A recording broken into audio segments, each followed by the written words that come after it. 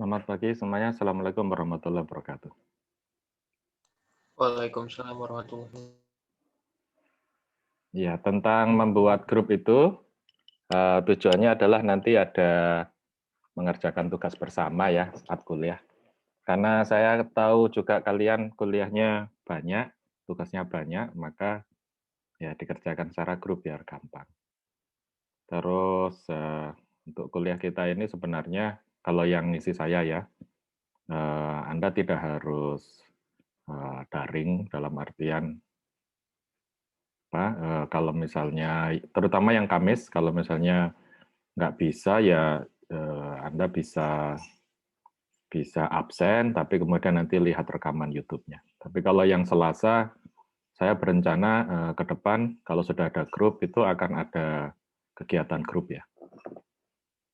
Baik, kita mulai. Kali ini saya ingin menceritakan ya. Jadi buku yang kita pakai itu Walpole. Anda bisa cari sih di internet. Walpole. Nah, ini bukunya karena buku klasik ya. Buku klasik Walpole itu statistik untuk engineering.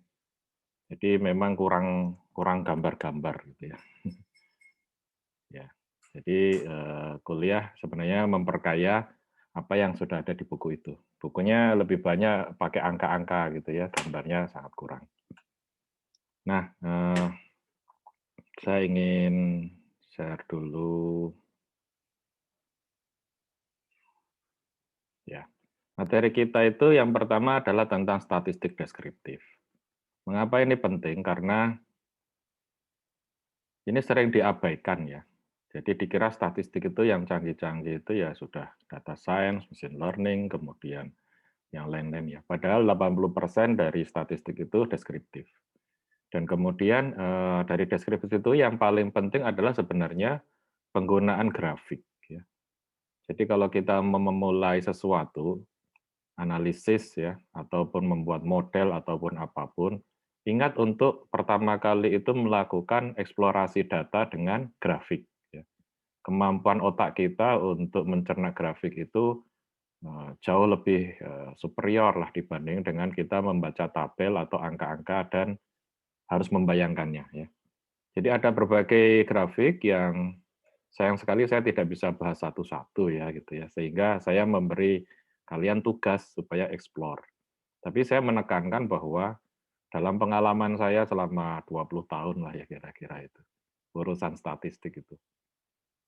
Kita harus ingat bahwa yang paling penting itu adalah grafik. Ya, ya mungkin sekarang Anda belum tahu kenapa itu penting. Kesalahan banyak orang itu adalah dia langsung masuk ke data dalam bentuk angka. Harus grafik dulu. Grafik itu apakah Anda bisa menampilkan chart, kemudian pie, kemudian line, kemudian scatter plot ya, scatter plot, kemudian radar atau apapun. Nah, ini dipakai untuk membuat analisis terhadap kondisi data. Jadi dalam semua masalah statistik itu langkah pertama itu sebenarnya adalah memahami data. Data itu apa? Data yang tersedia apa? Maknanya apa? Apakah ada trennya, apakah bisa divisualkan dengan berbagai bentuk sehingga memunculkan sesuatu yang informatif ya, kadang dalam titik-titik informatif, kadang tidak, sehingga kita ubah menjadi bar gitu. Kadang kita ubah menjadi radar ini untuk melihat pattern gitu ya, atau line gitu ya, terus di-compare. Jadi istilahnya kalau ada kegiatan itu 1 bulan pertama itu Anda otak-atik grafiknya dulu ya. Karena grafik itu penting sekali. Ini bisa dengan kita bisa langsung melihat contoh seperti ini. Ini adalah persentase dari katun dan tensile strength-nya. Jadi kekuatan ditariknya ya. Kita bisa lihat kalau persentasenya itu meningkat, dia juga meningkat, tapi anehnya kalau terlalu banyak dia turun. Jadi ada suatu titik optimum di sini nih, di sekitar 20-25%. Nah, kalau kita langsung ke angka kan susah ya.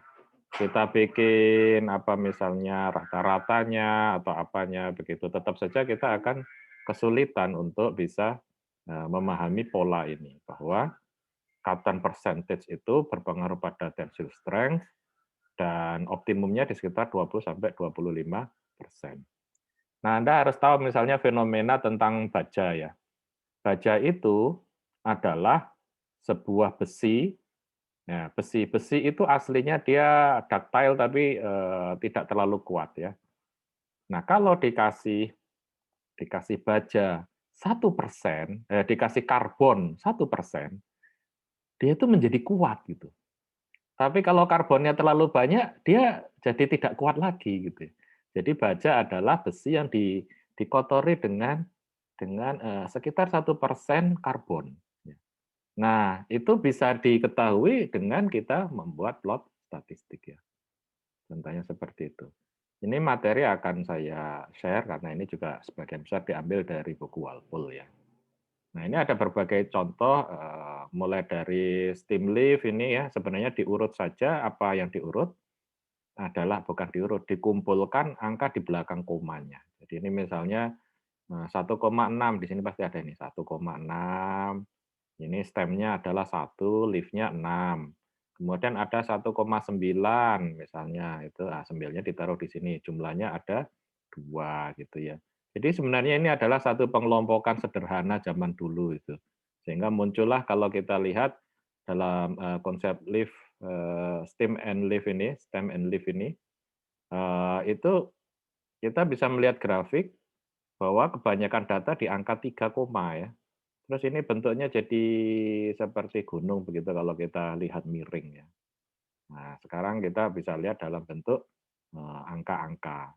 Ini dalam bentuk gambar. Sebenarnya bentuk gambar ini lebih powerful, tapi karena komputer zaman dulu masih kurang canggih ya, jadi bentuknya seperti ini. Nah, kalau sekarang dia sudah dibentuk menjadi histogram seperti ini ya. Nah, dengan melihat histogram kita tahu bahwa rata-rata baterai itu di sekitar 3 tahun ya. Dan ada banyak yang lebih dibanding yang kurang ya. Jadi kita bisa lihat maka garansi itu bisa kita taruh di sekitar 3 tahun ya. Nah, ini bagaimana dengan yang di depannya ini? Ya ini yang terkena garansi. Kan dihitung dulu kalau banyak yang cacat sebelum 3 tahun, nanti kita bayar kompensasinya, nuker barang, dan seterusnya itu jadi terlalu mahal. Biasanya garansinya ditaruh di misalnya kemungkinan cacat hanya 1% misalnya kan ya. Maka kita bisa taruh garansinya bukan di tengah-tengah dari usia baterai ya, tapi misalnya hanya 1 tahun gitu. Jadi jarang sekali yang terkena garansi. Jadi kalau kita melihat ada peralatan elektronik garansinya 1 tahun, 2 tahun, atau 5 tahun, itu sudah dihitung secara statistik bahwa yang cacat itu sangat sedikit ya. Sehingga kalau dia beri garansi 10 tahun, wah berarti ini memang manufacturing prosesnya itu cukup bagus ya. Jadi berani dia berikan dalam 10 tahun. Ini contoh grafik interval dengan otomatis terpilih 15 ya. Ini sebenarnya ada rumusnya, tapi itu rumus juga coba-coba. Intinya adalah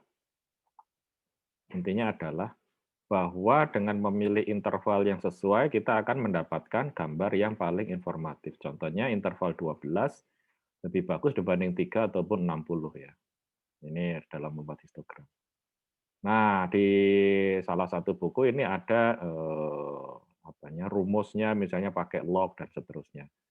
Tapi itu tidak harus bagus seperti itu ya. Itu sesuai dengan kebutuhan. Ya. Nah, baik, jadi ini adalah beberapa cara yang nanti bisa dilihat. Ada yang box ini, box Anda mungkin baru kenal sekarang. Saya mendapati bahwa box ini sangat bermanfaat. Box ini dia menggambarkan seluruh statistik ini dalam satu diagram yang cukup kompak ya. Contohnya, garis tengah ini adalah garis mean atau nilai rata-rata ya.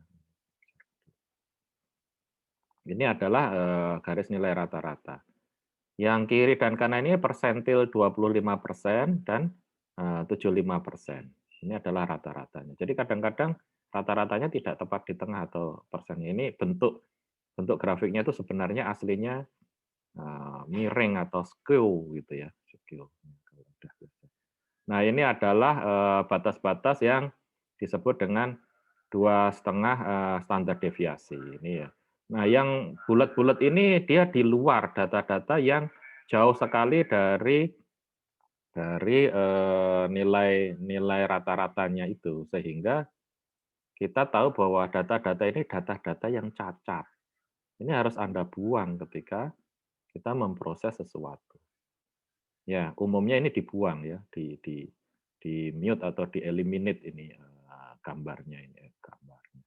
Apanya, data-data ini hanya ada 3 data kan. Mana ini data yang paling rendah? Contohnya ini kan di bawah 1 ya, 0,85, kemudian ada 0,72, ini dibuang saja. Kemudian yang lebih dari 2,5 ini ada pasti di sini. Mana itu ya? Itu 2, nah 2,81155. Nah ini nih 2,5 ini dibuang aja. Pak Nah, Hairul, ya silakan. Pak boleh nambahin Pak? Ya silakan. Iya, jadi yang soal box plot ini, itu yang data-data yang bulat-bulat di luar garis, yang kita sebut outlier, itu dalam beberapa kasus memang karena dia ada masalah, jadi dibuang. Tapi dalam beberapa kasus juga itu memang karena distribusinya ekornya berat, jadi memang dia bagian dari data. Oh Jadi ya. kalau misalnya gempa bumi gitu, itu kan extreme events, rare events. Nah di situ ada yang misalkan magnitudenya kecil, tapi ada yang tiba-tiba 9. Nah itu dia merupakan bagian data, jadi tidak dibuang. Jadi Ya. tergantung konteks juga sebenarnya. Ya betul ya. Jadi terima kasih Pak Pram ya diingatkan ya. Jadi sebagian besar data outlier ini dibuang ketika kita membuat model. Nah, bagaimana kalau kita ingin membuat model fraud detection ataupun gempa bumi yang rare event itu ya. Nah, itu kita harus tahu bahwa yang kita cari justru anomalinya. Bagaimana kita mengisolir anomali. Itu ada 2 cara itu. Pertama anomalinya dibuang sehingga kita membuat model normalnya yang umumnya. Jika di luar model itu maka dia rare event gitu. Atau kalau sekarang sudah mulai canggih, ini yang kemudian si outlier ini langsung dijadikan suatu data pembanding dan dia ditarget sebagai anomali. Jadi kalau di machine learning ini dikasih status 1 lah ya, bahwa ini berbeda dengan yang normal, statusnya 0 misalnya seperti itu. Nah itu nanti akan kita pelajari lebih lanjut, apakah data yang outlier ini justru yang kita cari, atau justru yang kita harus bersihkan karena kita ingin membuat model umum ya. Ya, jadi kalau dia itu rare event seperti fraud detection misalnya ya, serangan cyber atau fraud detection di kartu kredit, maka data-data yang kecil ini justru yang dikumpulkan dan berusaha untuk diprediksi ya, untuk dideteksi secepat mungkin.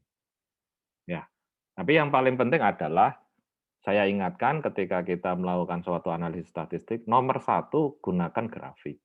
Jadi begitu dapat data itu bikinlah banyak grafik itu. Berbagai jenis grafik untuk memahami data itu. Ya, jadi ini contohnya bagaimana kita membandingkan box plot ini secara mudah. Ini contohnya adalah horsepower ya. Nah ini tadi ada ceritanya, yang tengah itu median ya, median ini median bukan min. Maaf, saya koreksi. Median ya. Median itu adalah nilai yang paling tengah ya. Nah, kenapa median ini penting? Karena median ini lebih robust ya dibanding min atau rata-rata. Contohnya begini, kalau ada outlier ini misalnya sebenarnya datanya itu 1000, 1500, 2000, 5000, tiba-tiba ada data outlier salah ketik 100.000 gitu atau 1 juta gitu. Kalau kita pakai rata-rata, nanti rata-ratanya kalau 1 juta ya jadi 500.000 kan. Padahal data itu sebenarnya di antara 1000 sampai 5000 saja gitu. Nah, tapi ada ini jadi ketarik. Tapi kalau kita menggunakan median, diurut lalu diambil angka paling tengahnya, misalnya 1000 sampai seluruh data sampai sejuta itu diurut, kita dapat misalnya medianya di 3025 gitu. Nah, berarti sebenarnya normalnya data itu di sekitar itu, puncaknya atau tengah-tengahnya ya. Makanya ini median ya. Nah, sekali lagi tadi yang diingatkan oleh Pak Pram, kadang-kadang data outlier adalah data yang kita kejar, karena dia rare event atau special event gitu ya. Nah, konsepnya adalah anomaly detection. Tapi umumnya kalau kita bikin model ya, yang lazim, itu ini dianggap data yang cacat ya, entah itu salah ambil data atau misalnya salah ketik gitu, kalau zaman dulu ya bisa salah entry gitu ya. Nah ini contoh yang mudah untuk membandingkan dengan cepat berbagai bentuk mobil dan kemampuan mesinnya. Dengan cepat kita bisa tahu kalau sport itu variatif.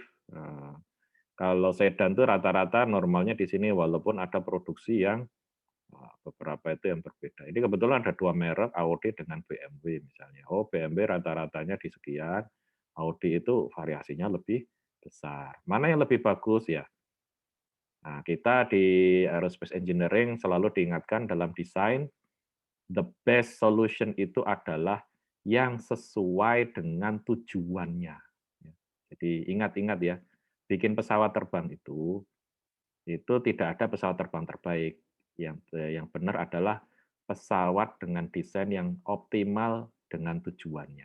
Contohnya, kalau pesawatnya kecil ya pakai baling-baling gitu kan ya. Tapi ada juga yang pakai jet untuk eksekutif gitu.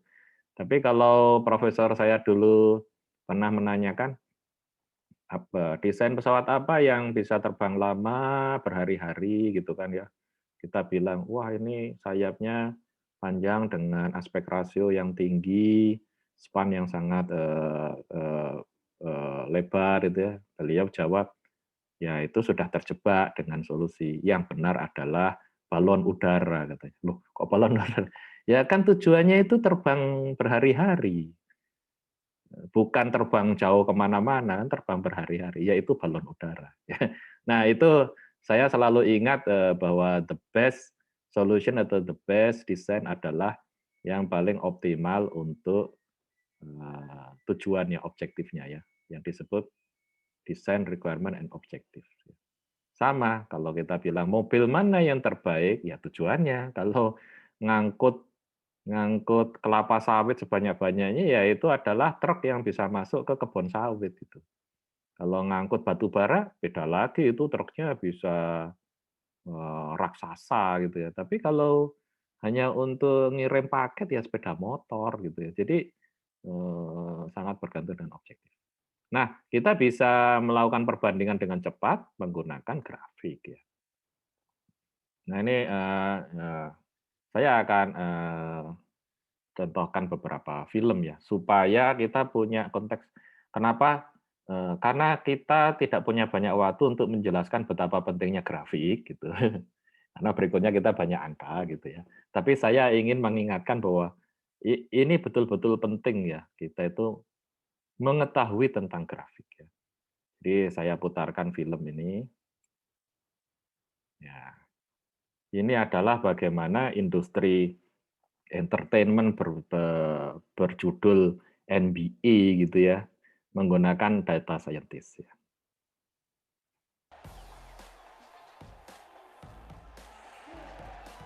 An invisible, powerful force is lifting professional basketball to new heights, transforming how this multi-billion-dollar sport is played. In elite sport, the difference between success and failure is often the finest of margins.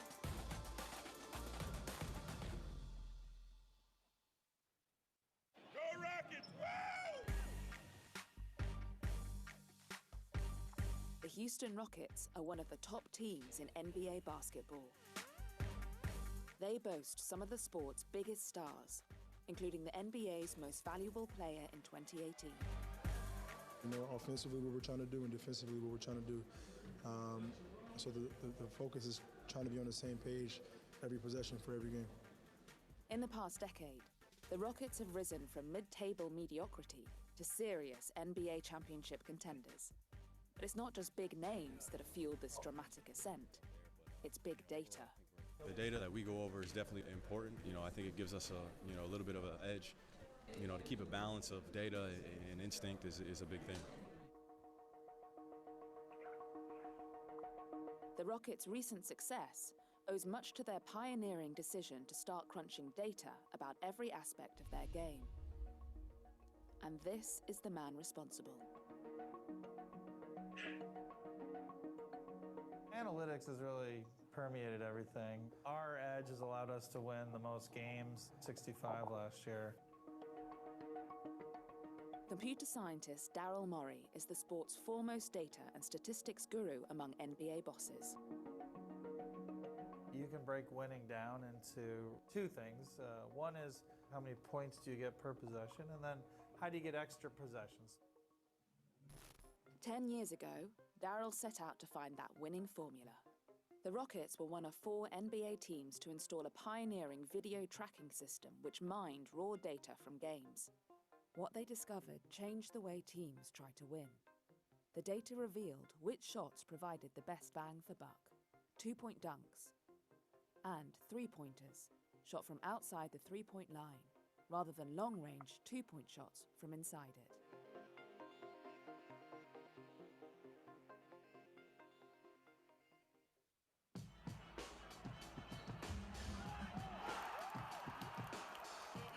It's pretty dramatic how powerful the three-point shot is. You only have to make a third of your three-point shots to be worth a half of your two.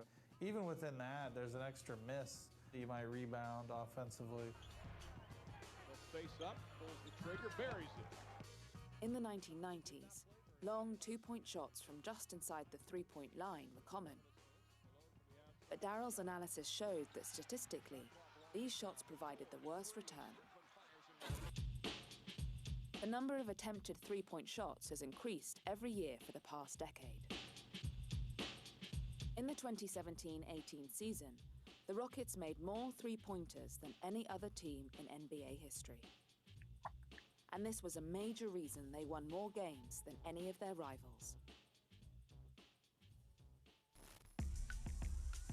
Every percentage matters in sports, and extracting those percentages is what's really become much easier with data. We're in a pretty big transformational stage in sports.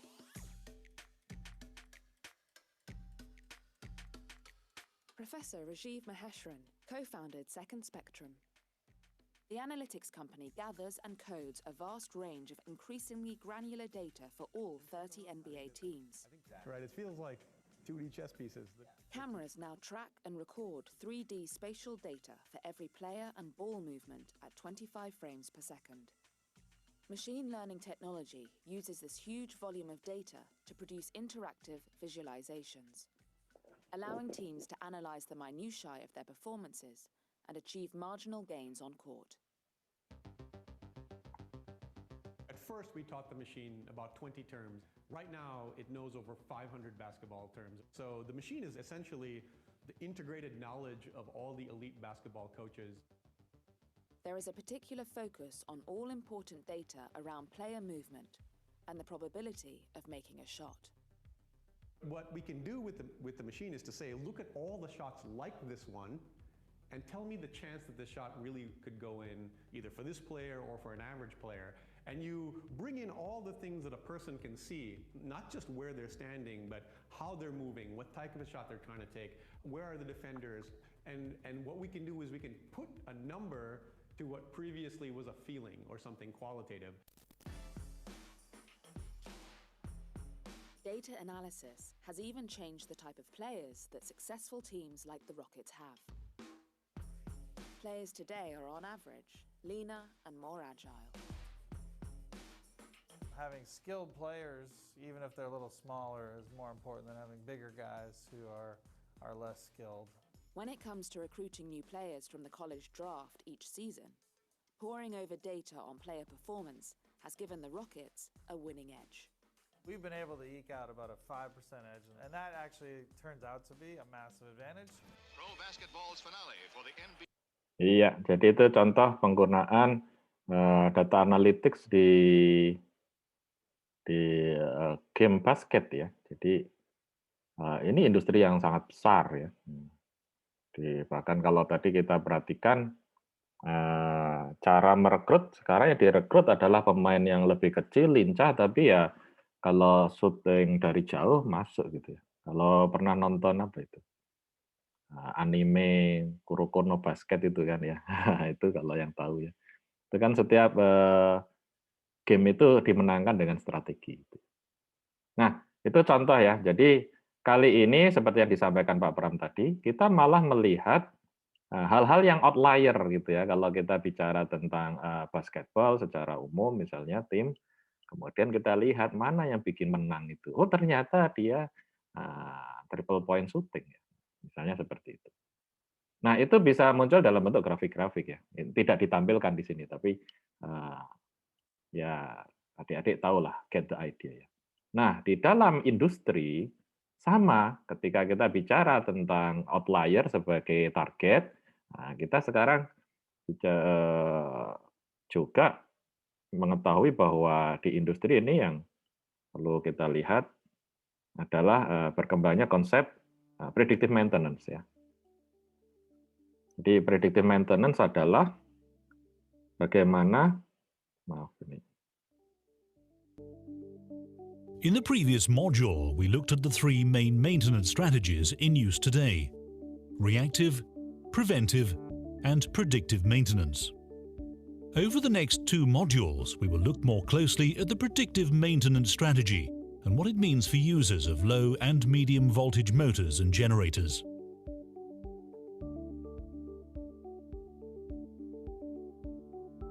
The predictive maintenance strategy uses the actual condition of the equipment to plan what maintenance needs to be performed and when it should be carried out. Various machine components are monitored by different on- and offline measurements. As these measurements are used to assess the condition of the motor, the process is called condition monitoring. Ya, Anda bisa perhatikan condition monitoring adalah di mana kondisi nanti akan di-set mana yang normal. Nah, ketika keluar dari normal itu terjadi outlier kan. Nah, itu biasanya mesin mengalami masalah. In an earlier module, we looked at the different factors that can affect a motor's performance, leading to a maintenance requirement.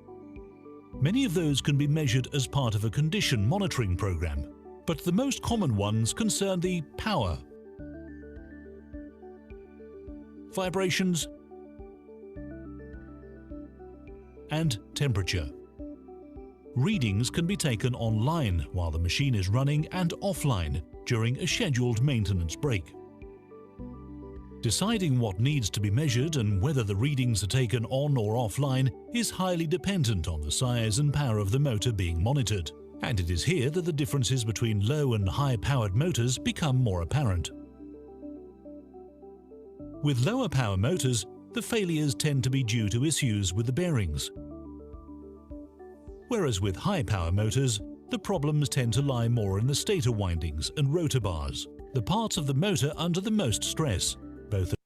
Nah, ini adalah contoh bagaimana membuat analisis awal terhadap masalah, dan kita bisa perhatikan bahwa dua jenis motor, low power motors dan high power motors, mempunyai kerusakan yang berbeda ya. Jadi kalau high power di stator windings-nya, kalau di low power di bearing-nya ya.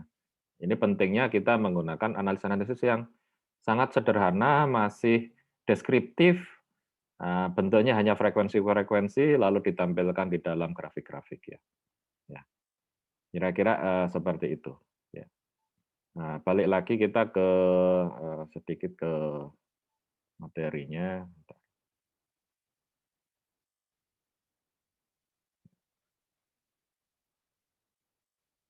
Ya.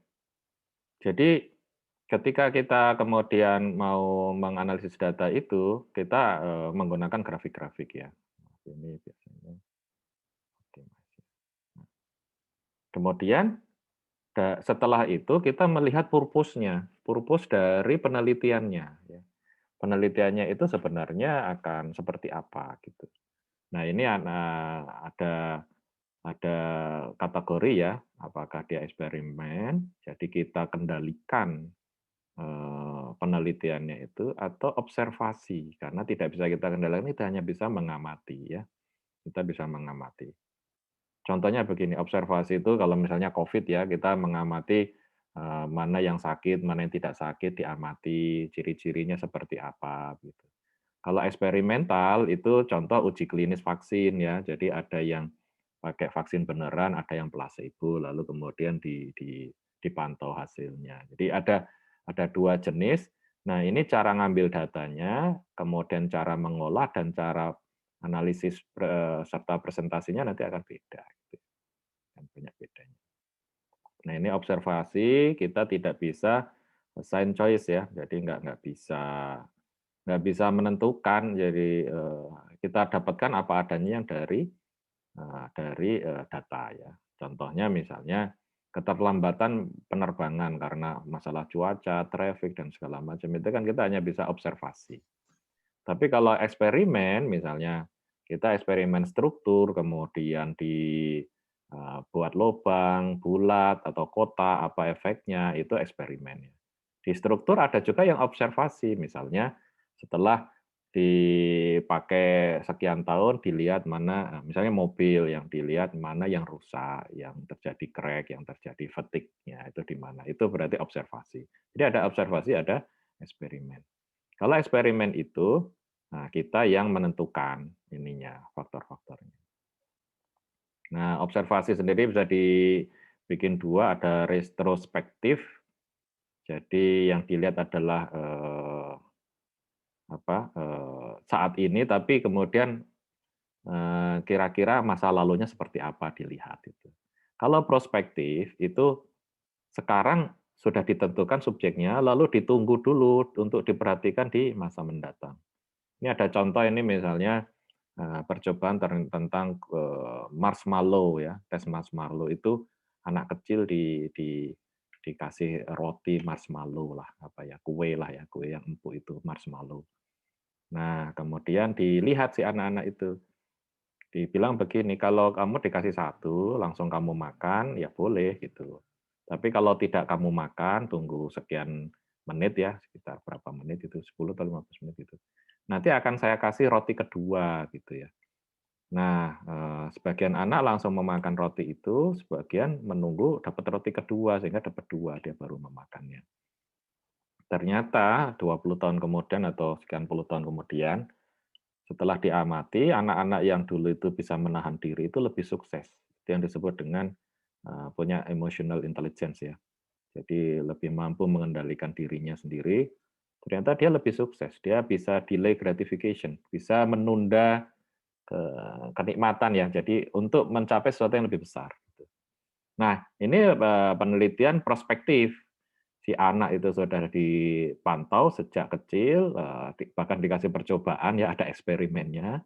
Kemudian dipantau tingkat suksesnya berpuluh tahun kemudian.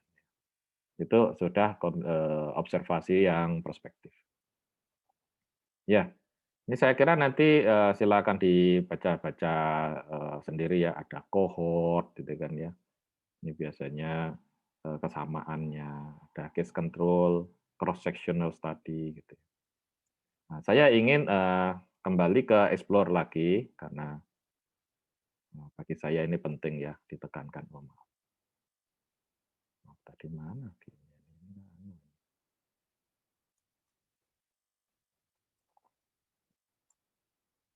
Bentar, saya cari dulu filmnya tadi ya. Oke. Nah, silakan ada komentar dulu ini. Fatih Ilha. Fatih Ilha memonitor enggak? Fatih Ilha. Ngantuk tidur. Ya. Halo Pak. Ya, gimana? Tadi di video tadi itu mana video yang menarik? Antara predictive maintenance dengan basket tadi itu komentarmu bagaimana? Apa yang menarik di video tadi? Kalau menurut saya yang itu basket tadi Pak, soalnya bisa memprediksi kalau strategi mana yang lebih cocok pada saat game ini. Ya, betul, sekarang itu industri yang besar ya. Saya kira di semua industri olahraga yang entertainment ya, seperti bola ya. Nah ternyata itu kalau Anda pelajari di game-game seperti FIFA gitu, itu kan ada ini strength-nya dan segala macam ya, dan itu menentukan strategi apa yang dipakai ya. Ya, betul. Ya, mudah-mudahan kebayang bahwa penggunaan statistik ini bisa kemana-mana ya. Nah, saya ingin tunjukkan lagi bagaimana sedikit cara kita mengolah grafik supaya kita mendapatkan sesuatu ya. Oh, ini mau share dulu ya.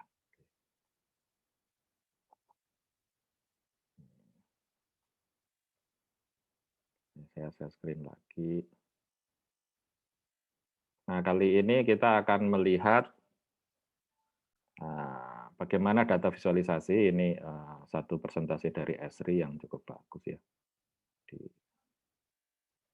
Jadi cara kita menampilkan itu disesuaikan dengan informasi apa yang ingin kita dapatkan ya. Dan ini mungkin saya play-nya agak lebih cepat aja.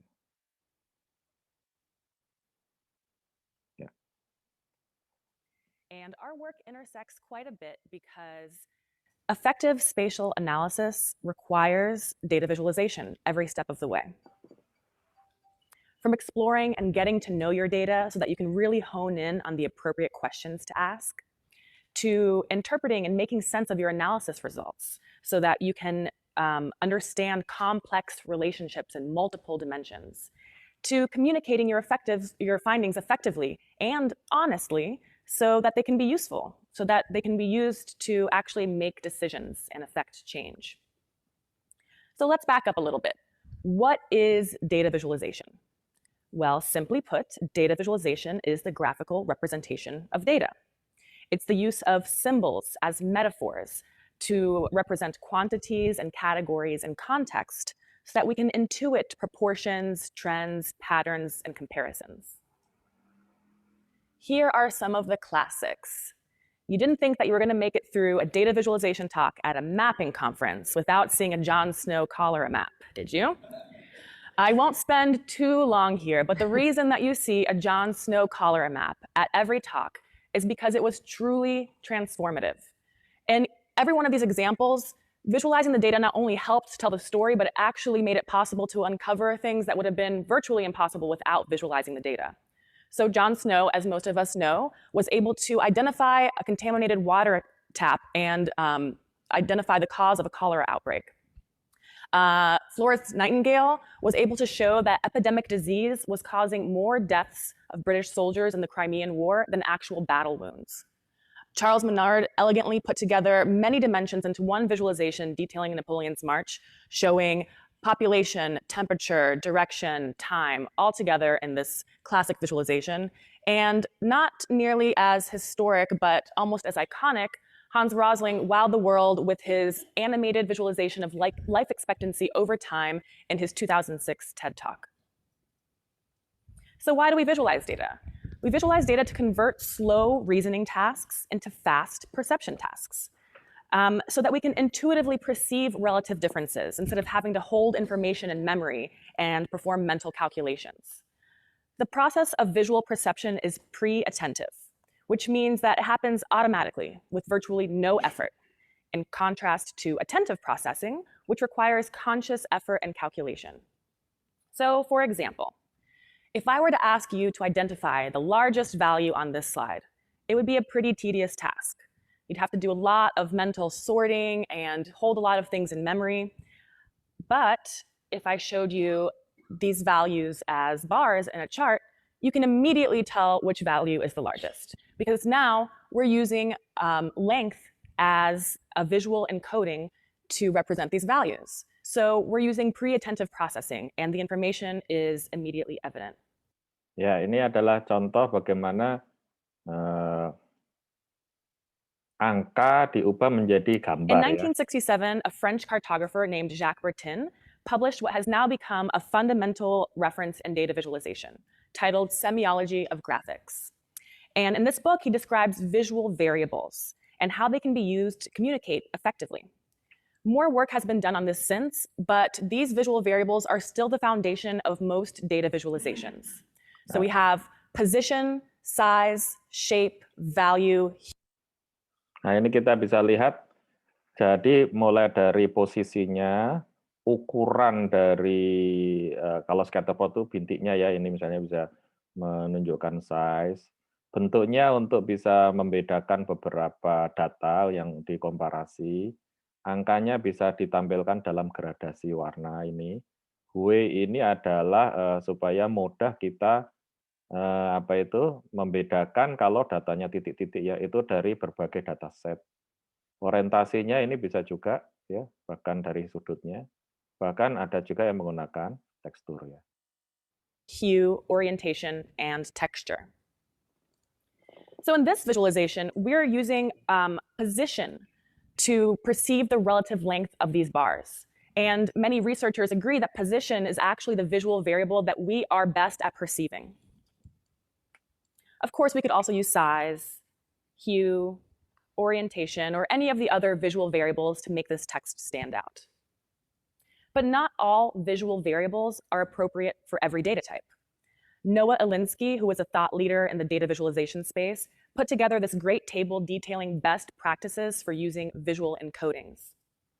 So for example, size is a great way to represent quantitative and ordinal data, but not appropriate for categorical data. Color can be a great way to visualize categorical data, but only when there are few categories. All of this is important to keep in mind because not all data visualizations are created equally. Understanding how our eyes and brains perceive visual variables is key to effectively communicating through data visualizations. So let's go ahead and get this one out of the way. The pie chart, though beloved by many, is not the most effective way to visualize proportions. Understanding a pie chart requires us to visually compare angles, which we're not really that great at doing. Looking at these three charts, it's not immediately evident which slices are largest in each pie. But if we look at these as bar charts instead, the information is immediately obvious. We don't have to use any attentive processing. We don't have to figure anything out. We just get it. Really, we want to get the most amount. Nah, ini bagian yang cukup menarik. Jadi kebiasaan orang kalau dia ingin memperlihatkan sesuatu yang besar secara proporsi, dia menggunakan pie chart. Tapi studi menunjukkan ini cara yang salah ya. Kecuali kalau kita mempunyai yang sangat dominan ya, sangat dominan ya. Kalau ini kan hampir equal gitu. Kalau hampir equal, Anda yang akan dicari kan hanya perbedaan tingginya ini kan. Nah, ini akan lebih mudah dengan bar chart ya. Ya, jadi tapi kalau kita mau bicara tentang persentase, nah, kalau persentase memang pie chart lebih mudah. Jadi ini kira-kira ini mirip-mirip semua gitu karena kita hanya bicara secara relatif. Tapi kalau kita sudah mulai detail justru mencari perbedaan kecilnya ini ternyata adalah bar chart atau histogram. Jadi ini contoh bagaimana kita memilih visualisasi tidak sekedar keindahan tampilannya, tapi fokus pada objektif informasi apa yang ingin disampaikan.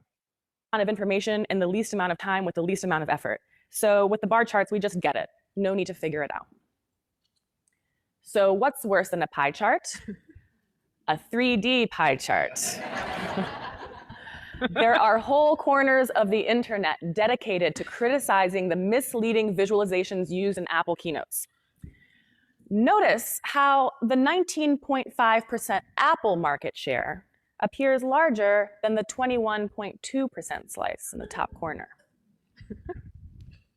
And the ya, ini juga sering menjadi kesalahan kalau kita sudah biasa dengan statistik, kita menghindari 3D ya, karena itu hanya visualisasi indah untuk marketing ya. Tadi kalau kita lihat 19%-nya kelihatan lebih besar karena dia dimiringkan begitu, dilihat dari agak bawah gitu ya. 19% lebih besar daripada yang 21%. Itu adalah penggunaan statistik untuk mislead ya, untuk memberikan informasi yang salah itu. Nah, yang benar adalah ya yang grafik simple 2D begini. Ya, jadi menghindari yang indah-indah seperti 3D ya. Kalau yang ini biasanya hanya untuk marketing gitu. Donut chart. The donut chart may be a cooler or a prettier version of the pie chart, but they're even harder to decipher because now we've removed those angles that we were comparing before, and we're left to just compare arc lengths that don't have a common origin. So they're more difficult to understand, and I would recommend most of the time donut charts are not going to be appropriate. And then, of course, the 3D donut chart. Please don't do that. Look, all of these rules have exceptions. I'm not telling you that it's never okay to make a pie chart. Sometimes they can be useful. But I'm going to go ahead and step out on a limb and say that you're never allowed to use a 3D donut chart. With very few exceptions, 3D charts are highly discouraged. While bar charts are one of the most dependable and easy to read visualizations, when they're drawn in 3D, they become hard to decipher. So in this chart, it's really hard to tell which edge I'm supposed to be comparing to the axis on the top and on the bottom. And what's hiding behind that bar? There's no way to tell. So this could have just as easily been drawn in 2D with using much less chart junk, as Edward Tufte calls it. So putting these in 3D not only didn't add any value, but it actually distracted us and made it more difficult for us to clearly see this data. Another way to obscure the trusty bar chart is to remove its origin. Bar charts must always include 0. And that's because we are using these bar lengths to perceive relative proportions. So notice how in this chart on the left, the preoperative value seems like it's less than half of the postoperative value. While in the correct chart on the right, which has a 0 origin, we can see that difference is much less severe. Ya, ini yang sering disalahgunakan juga adalah penggunaan sumbu bar chart dengan sumbu yang tidak dimulai dari 0. Ya. Sehingga seakan-akan ini hasil treatment ini luar biasa gitu ya, efeknya begitu ya. Padahal sebenarnya ya mirip-mirip lah, ini secara statistik kayaknya nggak banyak beda gitu ya. Jadi ini harus kalau Anda sudah belajar statistik, Anda pasti kalau melihat gambar pasti akan melihat apakah sumbunya benar gitu ya. Kalau sumbunya nggak benar, wah ini pasti ada sesuatu yang disembunyikan ya. Kira-kira seperti itu. The next chart faux pas is using lines to connect arbitrary categories. So with few exceptions, lines should be used only to visualize change over a continuous variable. Nah, ini contoh menggunakan line chart, tapi kalau kita lihat ini kan nama kota atau nama daerah ya, nama di negara bagian ya. Nggak boleh kita itu dihubungkan ya. Karena kalau menghubungkan kita bicara tentang time series biasanya ya, pergerakan dari waktu ke waktu gitu. Jadi sumbunya ini mestinya sumbu sesuatu yang bertambah ke arah kanan ya.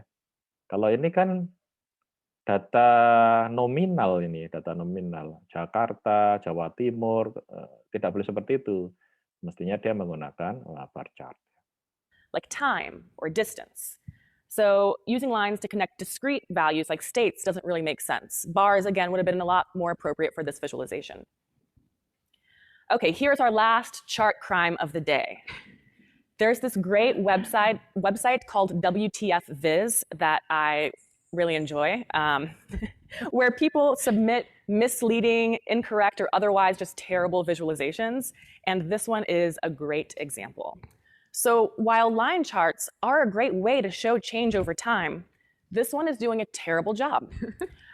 So we're looking at changes in homicide cases over time, and each one of these data points represents one full year of data, except for the last two. The second to last data point represents about 6 months of data, January through June, and then the very last point only looks at July 1st to August 3rd. So of course that line is going to be sloping down.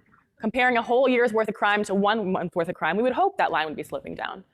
Ya, ini sebenarnya tidak equal karena data yang diambil di 2 yang terakhir ini sebenarnya tidak 1 tahun penuh ya.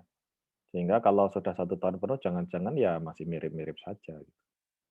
It's actually not sloping as much as it should be, really. Yeah. It's really hard to believe that this misleading visualization was unintentional. So now that we've had a little crash course in some of the do's and don'ts of data visualization, let's take a look at how we can effectively use data visualization throughout our spatial analysis workflows. So in addition to visualizing our data in 2D maps and 3D scenes, we can also use charts throughout the spatial analysis process to visualize distributions in frequency, category comparisons, relationships and correlations, and change over time or distance. So most of us are familiar with the importance of visualizing spatial distributions, but visualizing distributions in data space can be equally as important. Histograms are a great way to check if our data is normally distributed. A lot of analyses require normally distributed data. Also, when data is not normally distributed, we can't really trust some of these summary statistics like a mean, for example. So with normally distributed data, the mean falls in the middle of this bell curve because it's most representative. It's also the mode. But when data is not normally distributed, the mean is actually not representative of the data set. There's this example that a favorite comedian of mine, Bo Burnham, says in one of his specials that the average person has one fallopian tube. So there definitely are some people that have one, but most people either have 0 or 2. But if I just give you that average value, you're going to think that 1 represents the population, when in fact we have a bimodal distribution, and the mean is not representative of the whole. So it's important to visualize the distribution of our data, and we also have box plots, which are a great way of visualizing and comparing distributions across different categories. We can use bar charts to compare amounts across categorical data. We also can use stacked bars to look at part-to-whole relationships, since I'm not giving you pie charts. And we can use scatter plots to visualize the relationship between numeric attributes and to calculate linear trends. And we can visualize trends and cycles over time using line charts or data clocks. So we're at the Esri conference, and I think it's safe to say that we all love maps. But sometimes a map alone is not the best option. And state maps are a great example of that. Now, I'm never going to tell you not to make a state map, but I think that state maps can usually benefit from a companion chart. In the case of state maps, mapping our data is really valuable when the location of the values matter, right? With states, it's not really about where the states are. We're actually just comparing categories. State sizes and locations are really a lot more political than they are a spatial phenomena. States being next to each other does not necessarily mean that they're related. So we're really not, location is not the most important attribute here. And states are very unevenly sized and shaped. So some tiny states get lost. And with a choropleth map like this, we can tell the states with the darkest color, but of those states, we can't tell which one has the highest value. So creating a bar chart helps us interpret those values. And we can quickly see here that I think Nevada has the tallest bar. And even better, if we were to sort to this bar chart, now the relative differences are even more apparent. Ya, ini contoh yang menarik. Jadi kadang-kadang kalau kita menggunakan yang visual grafis seperti state ini ya, itu bentuknya ini mempengaruhi persepsi. Jadi seakan-akan yang lebih besar kayak apa ini Texas atau apa California gitu kan ya, jadi lebih gede gitu ya. Sehingga kadang-kadang dia tidak menunjukkan yang diinginkan. Ini kan ingin menunjukkan unemployment rate. Cara yang lebih bagus ternyata dikombinasikan, ini hanya sekedar untuk melihat di daerah mana unemployment itu tinggi, tapi kemudian yang lebih penting tingginya berapa itu pakai bar chart dan diurut. Nah, ini menarik sekali ya. Jadi dari tadi yang nggak diurut jadi diurut karena sumbunya ini sebenarnya sumbu nominal kan, sumbu X-nya ini. Jadi dengan diurut kita langsung tahu bahwa Nevada adalah yang paling tinggi unemployment rate-nya. Another example of when visualizing our data becomes really important is with relationships. So this is a classic example called Anscombe's quartet. And these 4 data sets have the exact same mean, median, standard deviation, and R-squared. So if we were just to get those summary variables, we might think that these are all very similar or exactly the same. When in fact, if we visualize these on a scatter plot, they're all quite different. Some are kind of linear, some have really crazy outliers, some are a little bit curvy. So visualizing this data is kind of the only way to tell that these 4 different data sets, while very similar in summary statistics, are actually quite different in shape. Ya, ini menarik bahwa kalau kita hanya menggunakan statistik sederhana seperti rata-rata misalnya ya, rata-rata atau bahkan ada standar deviasinya, dia tidak menceritakan sebarannya gitu ya. Nah, ketika kemudian kita menggunakan scatter plot, kita bisa lihat nih contohnya di sini ada anomali kan, ini outlier-nya. Yang lainnya seperti ini tiba-tiba entah ini datanya salah atau ada sesuatu yang harus diselidiki di sini ya. Ya seperti kata Pak Pram tadi ya tidak langsung dihapus, kita akan investigasi, jangan-jangan ini valuable ini karena di sini mungkin ada kejadian tertentu sehingga dia keluar. Kemudian ini misalnya tadi, oh bentuknya ternyata tidak linier, tapi dia melengkung begitu. Ini penting untuk mendapatkan nilai optimum dari X yang bisa menghasilkan Y maksimum gitu ya. Contohnya seperti itu. Yang ini misalnya kita bisa pakai untuk prediction misalnya ya. Nah yang ini juga ini ada perbedaannya, jangan-jangan ini ada data yang outlier ini entah ini data yang benar karena suatu yang khusus atau dia salah entry data. Dan ini ternyata tidak ada sebarannya berapapun nilai X-nya Anda, berapapun outcome-nya ternyata di sumbernya hanya dari X yang sama yaitu 8. Nah, ini pentingnya visualisasi sebagai langkah pertama ketika kita explore data.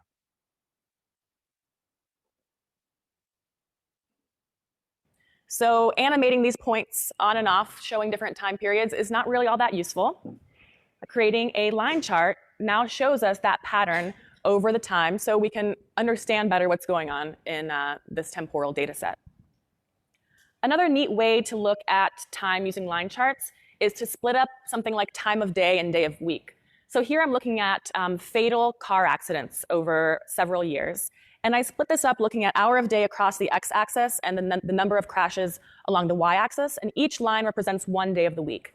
So the purple lines are the weekend and the blue lines are the weekdays. So we can see that the most dangerous time to be on the road is 2 a.m. on a weekend. While during the weekdays, we see that kind of rush hour hump in the morning and then in the evening. So something else that wouldn't really be easy to visualize just using a map. Nah, ini menarik contohnya ya. Dia dibedakan kalau Anda menganalisis entah itu eksperimen yang berbeda-beda, setiap kondisinya itu direkam berbeda. Kalau di sini contohnya penerbangan misalnya gitu ya. Nah, ini adalah statistik kecelakaan. Nah, ini kira-kira apa? Ya, ini kita bisa punya hipotesis. Ini mungkin orang mabuk ini. Malam-malam jam 2 pagi mabuk kecelakaan gitu ya. Ya, jadi kalau di sini ketika dia pulang kantor rebutan itu ya sekitar di sini nih, sekitar sore hari. Nah, dengan melihat chart seperti ini kan dengan cepat kita bisa membuat hipotesis-hipotesis penelitian.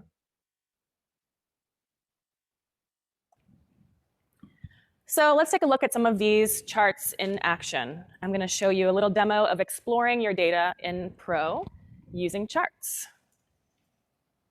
Ya, ini Esri itu untuk GIS detailing the health sides. Saya nanti bisa kita bahas, saya kasih share-nya juga ya.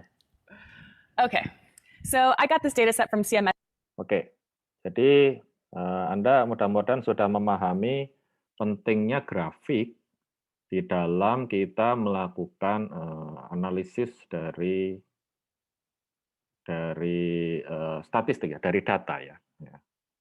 Ya. Ini saya bahas sekilas tentang tipe-tipenya tadi, ini sudah lewat dari data ya, tapi tentang cara mengambil data. Nah, beberapa penelitian, nanti kalau Anda juga melakukan tugas akhir ya, itu kita bisa meneliti sesuatu yang sifatnya present, ada yang past, ada yang future. Ya. Jadi kayak tadi itu prospektif cohort study yang saya cerita tentang marshmallow tadi, anak kecil diteliti sekarang dan kemudian diteliti lagi nanti. Ada yang meneliti sekarang untuk melihat sebelumnya ya, sebelumnya. Jadi ini macam-macam itu bisa didesain tergantung kasusnya. Ini mungkin lebih bicara tentang bagaimana kita meneliti ini kalau cohort itu biasanya perbandingan yang sifatnya dengan orang ya. Jadi mencari kesamaan. Ini contoh case control study. Kapan-kapan kita bahas ya, karena tidak menjadi utama dari kuliah ini ya. Ini hanya sekedar pengetahuan bahwa cara kita melakukan eksperimen itu bisa macam-macam ya. Cara kita mengambil data observasi itu bisa macam-macam. Jadi kalau eksperimen dia bisa dikontrol, bisa kuantitatif biasanya lebih mudah, tapi weakness-nya adalah kita mungkin dapat data yang tidak natural. Naturalnya itu nggak ada, sehingga seringkali kalau eksperimen itu hasilnya sangat bagus, dalam realitanya tidak seperti itu. Nah, itu ada weakness-nya juga. Kemudian kita tidak bisa mengontrol environment. Jadi environment-nya berubah, hasil penelitian kita sebenarnya seringkali sudah tidak relevan.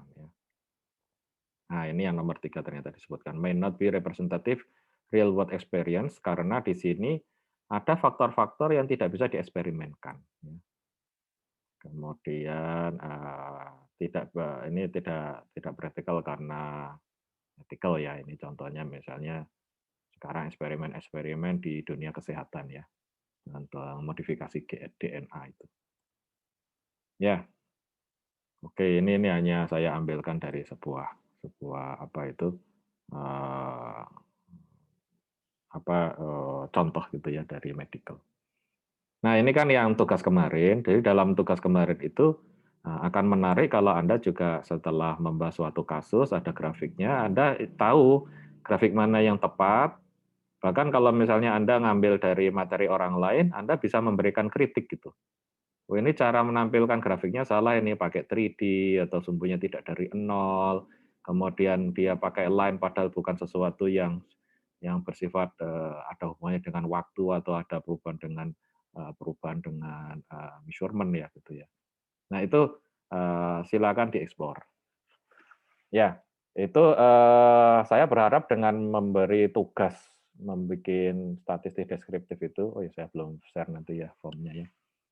Anda punya pengalaman mencoba untuk mengeksplor statistik deskriptif ya, yang selama ini seringkali lupa ditekankan di dalam kuliah-kuliah statistik. Padahal dari pengalaman saya, ini adalah langkah yang paling signifikan, wajib ya dilakukan. Begitu dapat data, yang harus dilakukan pertama kali adalah data itu digrafik-grafikan untuk melihat ada sesuatu yang menarik atau tidak. Ya, kira-kira seperti itu. Oke, kita akan masuk ke materi berikutnya. Kita bisa bahas lanjut lagi. Nah, sekarang kita akan bicara tentang probability. Ya, saya ingin banyak tentang eksplorasi data, tapi ya materinya banyak, nanti bisa dikasih rekaman yang lain lah. Ini materi yang lama juga ini dari itu sebenarnya. Nah, sekarang kita dari data statistik deskripsi tadi itu, mudah-mudahan dengan sekedar diberi contoh-contoh Anda sudah kebayang pentingnya statistik deskripsi dengan visualisasi data. Nah, kemudian kita akan masuk ke yang klasik dari statistika, yaitu yang probability dulu. Kemarin sudah sempat kita bahas, kalau kita itu mempunyai data utuh, maka kita bisa menebak untuk kasus yang lebih kecil dari itu. Contohnya begini, kita tahu di dalam sebuah toples itu ada 10 bola warna merah dan 90 bola warna biru. Ya. Maka kalau kita ambil satu, peluangnya adalah, berapa peluangnya dapat bola merah? Ya 10/100, jadi 10% ya. 10%. Jadi ketika kita ngambil satu. Jadi ada sesuatu yang populasi, terus kita bicara parsialnya. Kalau statistik dibalik, statistik itu justru Anda punya sampelnya, Anda ingin menebak populasinya. Jadi misalnya begini, saya tidak tahu jumlah, ini sekarang bola-bolanya itu dalam sebuah tabung yang segede rumah gitulah ya. Isinya kita nggak tahu jumlahnya gitu. Terus kita pengen tahu proporsi bola merah yang ada di dalam rumah itu gitu ya. Lalu kita mengambil sedikit gitu, sebanyak 10 buah, dan ditemukan yang merah ada 2, yang secara random ya, dan yang 8 itu yang biru.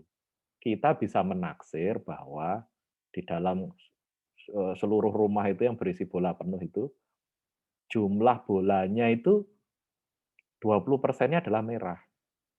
Dan jika kita taksir lagi, misalnya dalam 1 meter kubik ada 100 bola, dan rumah itu misalnya sekian meter kubik, lalu kita bisa ketemu misalnya 5.000 bola gitu ya, misalnya ya.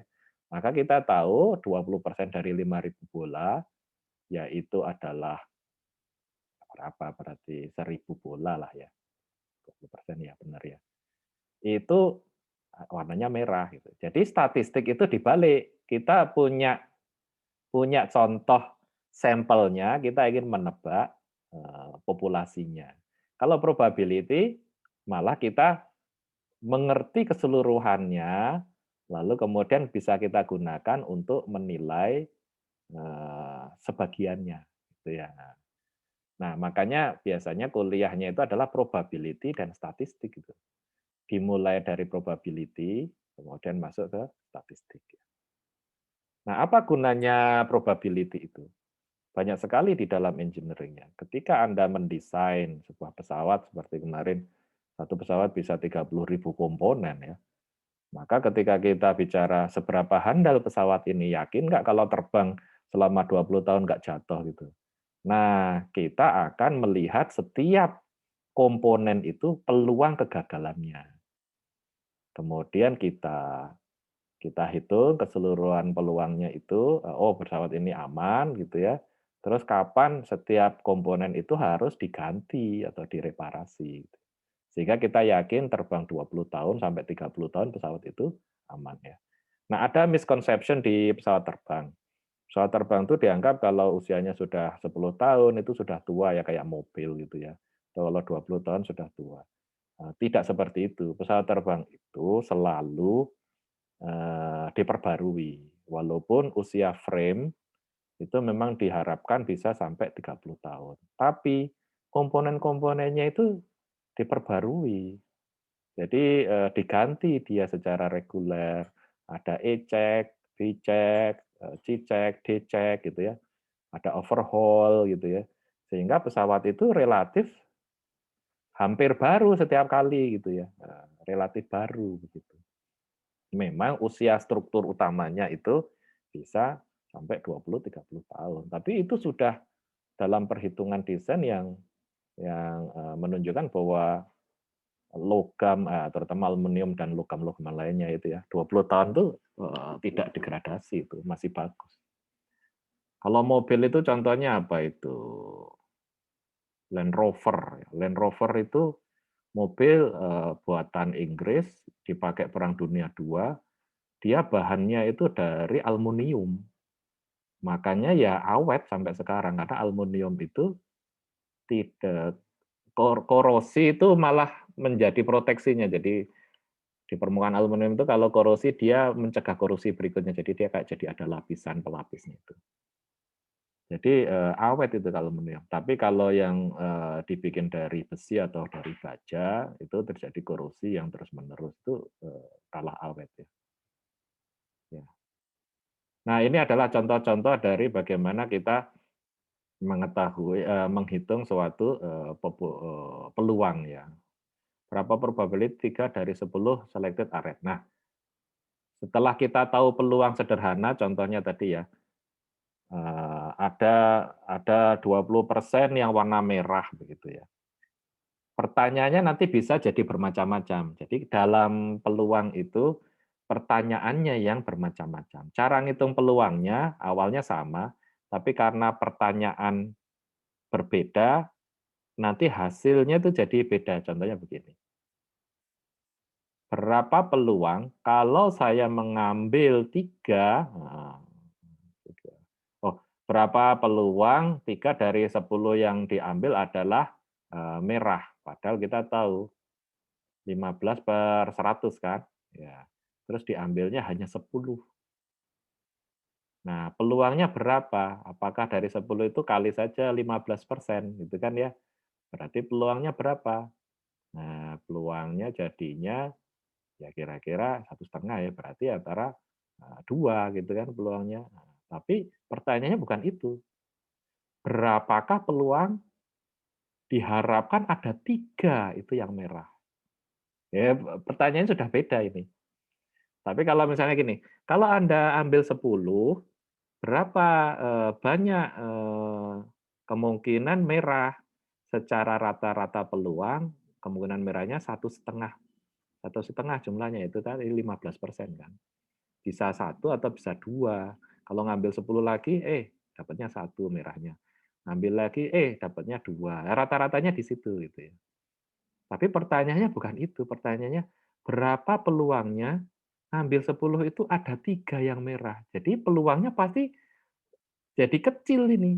Jadi semakin kecil. Karena kejadian 3 dari 10 itu lebih jarang dibanding dapat 1 atau 2 gitu ya. Nah, nanti kita akan belajar cara menghitung itu. Contohnya begini nih. Kita tahu bahwa komponen itu ada cacatnya misalnya. Diketahui cacat baut atau baut ya, itu ada 1%. Sekarang kita memasang sebuah komponen dengan 200 baut. Berapa kemungkinan dari seluruh baut yang dipasang itu ada 2 yang cacat? Bisa saja ada 3 yang cacat. Bisa saja tidak ada yang cacat sama sekali. Nah, masing-masing itu ada probability-nya yang beda-beda. Ya. Nanti akan kita bahas lebih dalam ya. Hanya sekedar ilustrasi masalahnya dulu. Kalau ini 10 diambil gitu kan ya. Nah, dan ternyata, nah kalau ini dibalik sekarang.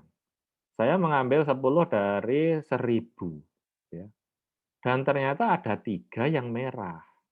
Pertanyaannya, kira-kira di dalam toples tadi itu, yang ada 1000 itu, berapakah jumlah merahnya? Berapakah proporsi yang sebenarnya? Nah, ini sebenarnya sudah mulai ke statistik ya. Karena ini kita ngambil sampel untuk menebak yang jumlah totalnya. Jadi kalau yang ini adalah probability yang atas, karena kita tahu 100 itu ada 15 yang merah.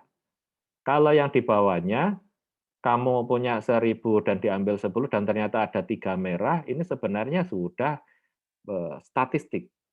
Makanya di sini pertanyaannya adalah berapa proporsi, namanya statistik proporsi, berapa proporsi merah di dalam seluruh toples itu. Ya, mudah-mudahan bisa dipahami. Kalau kurang paham, Anda boleh menyela untuk bertanya ya lebih lanjut. Jadi ada peluang atau probability, ada statistik ya. Nah, sekarang istilah-istilah ya. Ilmu itu kan dikenali dari istilah. Nah, yang pertama adalah observasi. Observasi adalah jumlah informasi yang tersedia ya. Apakah itu numeral atau kategorikal ya.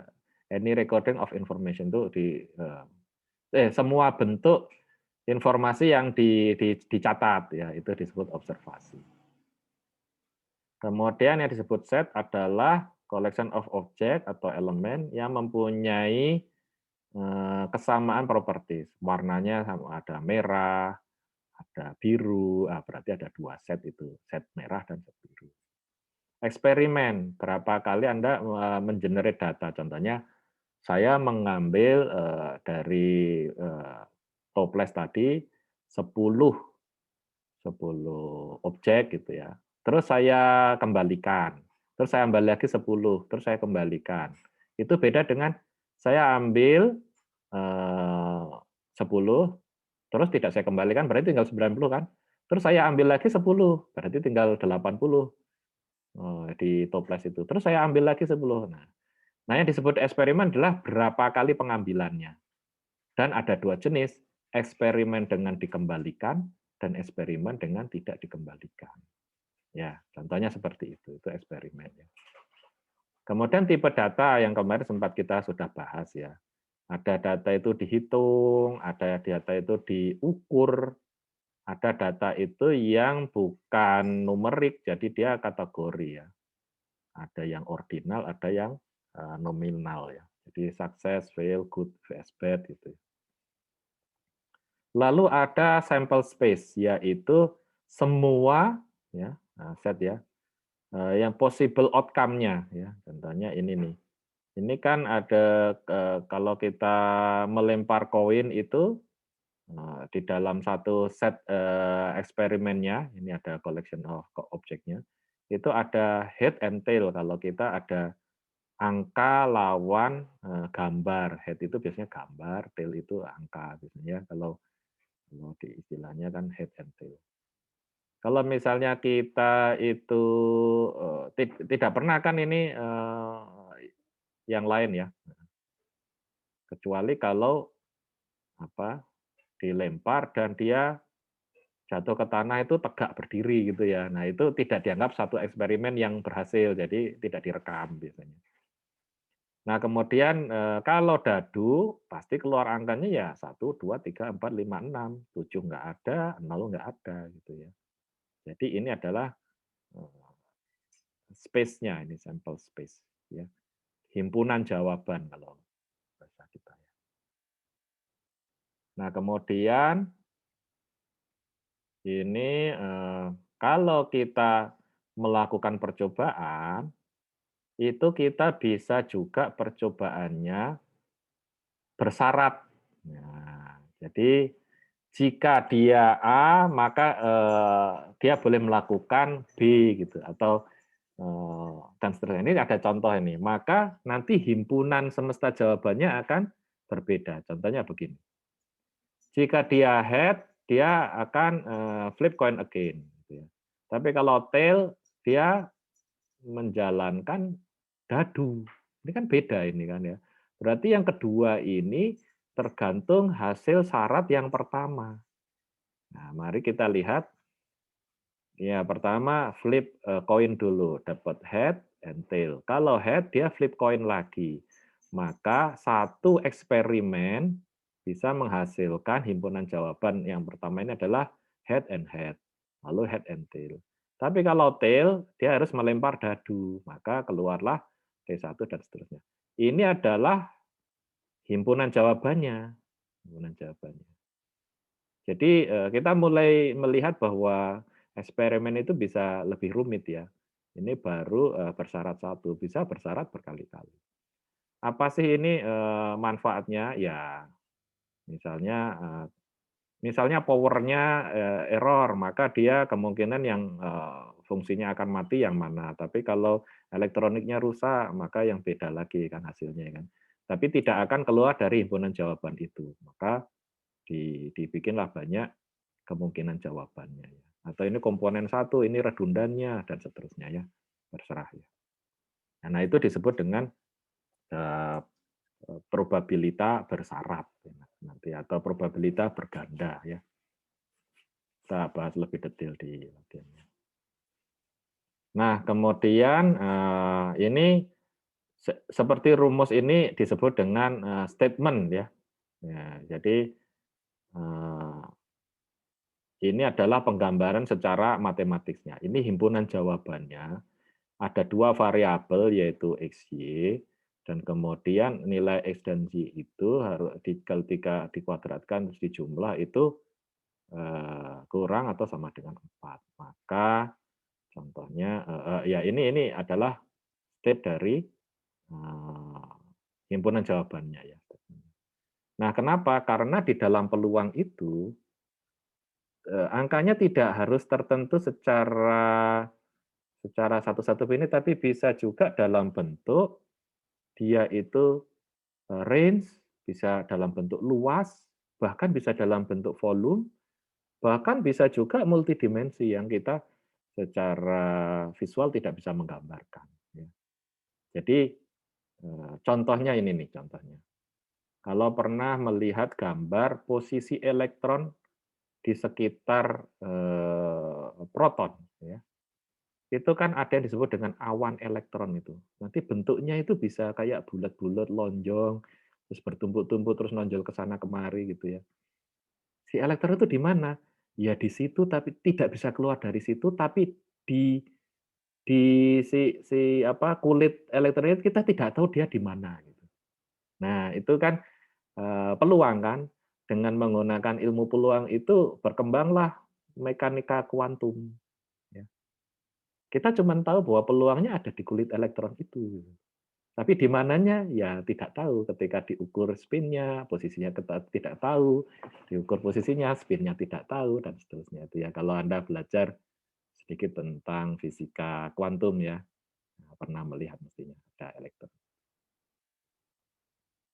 Nah, kemudian ada beberapa terminologi yang lain, null set, tidak ada elemennya sama sekali, himpunan kosong. Komplement ya, kadang ditulis dengan aksen, kadang dengan si, adalah subsetnya. Jadi kalau misalnya dibagi dua, yang satu hitam, yang satu putih, maka kalau ada hitam, si putih adalah komplementnya si hitam, gitu ya misalnya. Ini adalah contoh, misalnya kalau A adalah 135, himpunan semestanya adalah 1 sampai 6, maka aksennya atau komplementnya adalah 246. Ini yang genap, ini yang ganjil. Irisan Anda sudah tahu, yaitu menjadi anggota A maupun B. Ya. Nah, kalau irisannya kosong, irisannya bukan 0 ya, tapi kosong, maka disebut dengan disjoint atau mutually eksklusif. Jadi itu harusnya dicarikan gambar ya. Itu tersekat sempurna istilahnya. Dia tidak anggota yang A maupun tidak anggota B. Nah, laki perempuan itu yang tersekat sempurna. Tapi kalau misalnya yang tidak tersekat sempurna itu contohnya yang irisan itu hortikultura ya, kalau contoh yang paling mudah itu. Tomat. Tomat itu sayur atau buah? Ternyata tomat kadang disebut sayur, kadang disebut buah. Maka tomat adalah A irisan B gitu ya. Ya dia sayur, ya dia buah gitu. Ya, disebutnya buah tomat atau sayur tomat gitu. Ya. Ini ada union kita sudah tahu, itu digabungkan. Nah ini adalah gambar rules-nya ya, rules-nya. Bisa Anda saya kira ini sudah dipelajari sejak SMA, jadi sudah paham. Nah ini A irisan B aksen, A aksen union B aksen, ya bisa digambarkan. Misalnya ada grafisnya gampang. A union B aksen adalah A aksen irisan B aksen. Nah ini ada contoh-contohnya yang saya ambil juga dari buku, dan kemudian ada jawabannya. Kenapa seperti itu? Kita kalau belajar, cara yang paling mudah itu adalah belajar yang ada jawabannya. Terus kita coba hitung, lah atau kita coba selesaikan, terus kita cek, loh kok benar ya, sudah berarti Anda sudah benar. Loh kok salah? Nah dari situ Anda mencari tahu salahnya di mana. Jadi ini contoh-contoh exercise dengan jawabannya ya.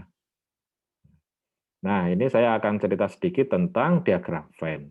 Diagram Venn di dalam konsep peluang itu penting ya untuk menggambarkan kondisi dari data gitu ya. Kenapa ini penting? Nanti ke depan mungkin untuk peluang ini sampai ke Bayes ya. Kita bisa menggunakan suatu kejadian saat ini untuk menebak kondisi awalnya gitu ya. Misalnya ini, misal ya, pesawat kecelakaan gitu kan ya, kemudian dicari tahu mana sih yang rusak begitu kan ya, kemudian kelihatan ada yang rusak, lalu kita menebak jangan-jangan ini awalnya ini kan begitu ya. Itu disebut dengan post itu setelah ya, posterior analysis ya. Nah, nanti kita akan belajar yang disebut dengan Bayes ya. Bayes itu hukum Bayes adalah posterior analysis. Saya menemukannya sudah Y, saya ingin menebak X-nya. Kalau posterior anterior ya. Jadi kalau yang kita dari X ke Y itu yang ke depan ya. Saya tahu kondisi sekarang, saya menebak besok. Tapi yang menarik adalah saya tahu sekarang kemarin itu seperti apa gitu. Nah itu di situ kita akan berhubungan dengan kondisi di mana ada status yang overlap ya, Contohnya dia murid dan dia laki-laki. Jadi dia mempunyai dua status. Status itu overlap karena objeknya satu, tapi dia mempunyai dua status, ya murid, ya laki-laki. Tapi ada yang laki-laki bukan murid, ya gitu ya. Ada juga yang perempuan dan murid dan perempuan bukan murid gitu. Jadi ada dua status, laki perempuan, murid dan bukan murid. Lalu ada yang mempunyai kedua status itu, ada yang tidak. Nah itu kira-kira begitu. Nah seringkali itu perlu digambarkan dalam diagram Venn. Ini contoh diagram Venn yang sederhana.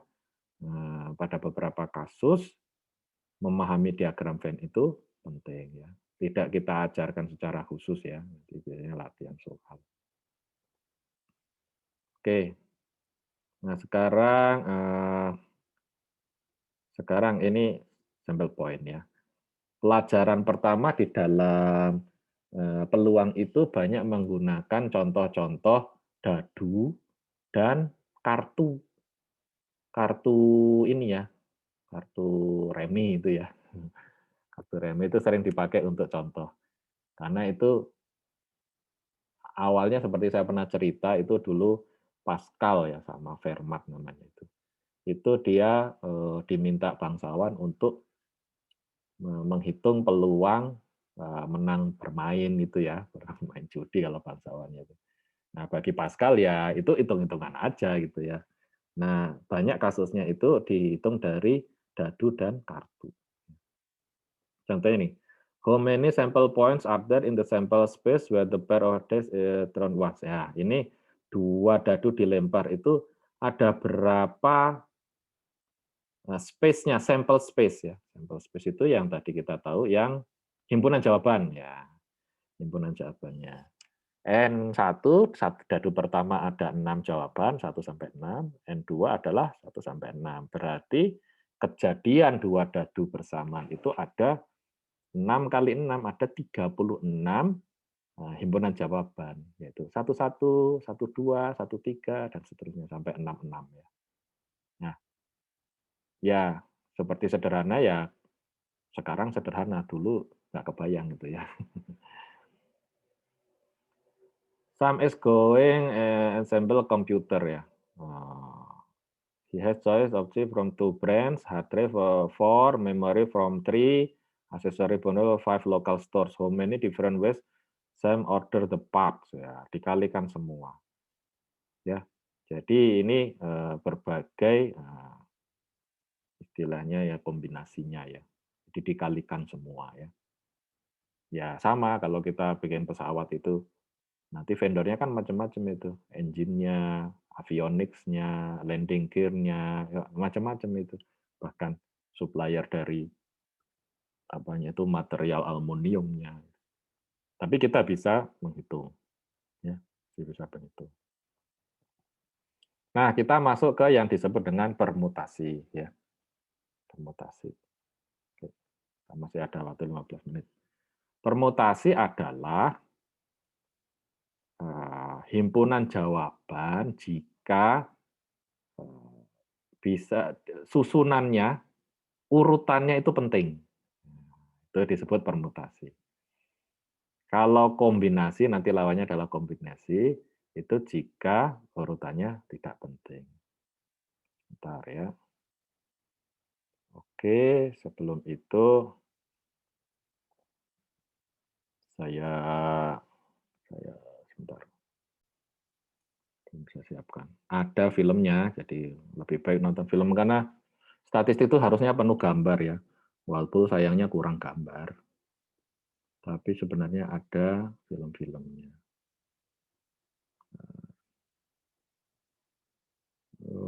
Permutations. Oke.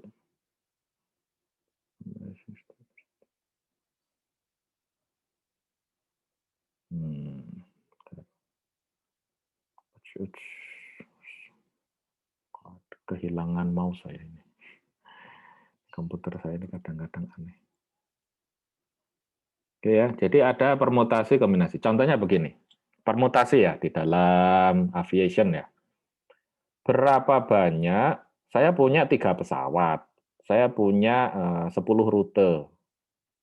Berapa mungkin saya itu memasangkan antara pesawat saya dengan rutenya ya 3 kali 10, 30 kemungkinan saya memasangkan pesawat dengan rutenya. Nah, sekarang pertanyaannya kita balik lagi. Kita ubah lagi. Ada 5 kota, ya. Pesawatnya cuma 1. Berapa rute yang mungkin? Terbang ke kota A, lalu B, lalu C, lalu D, lalu E. Tapi bisa juga terbang ke kota A, lalu E, lalu C, lalu D, lalu B. Kan bisa kan? Bisa macam-macam kan? Nah, maka ada yang namanya permutasi. Waduh, ini saya kehilangan mouse.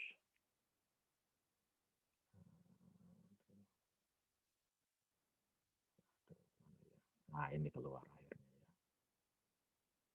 Bentar.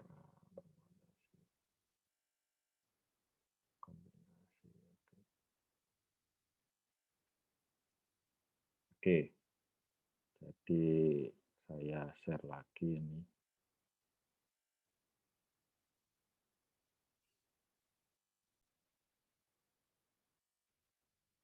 Coba.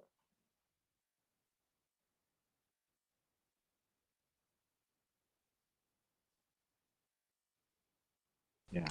Hi, welcome to this tutorial in my series on permutations and combinations.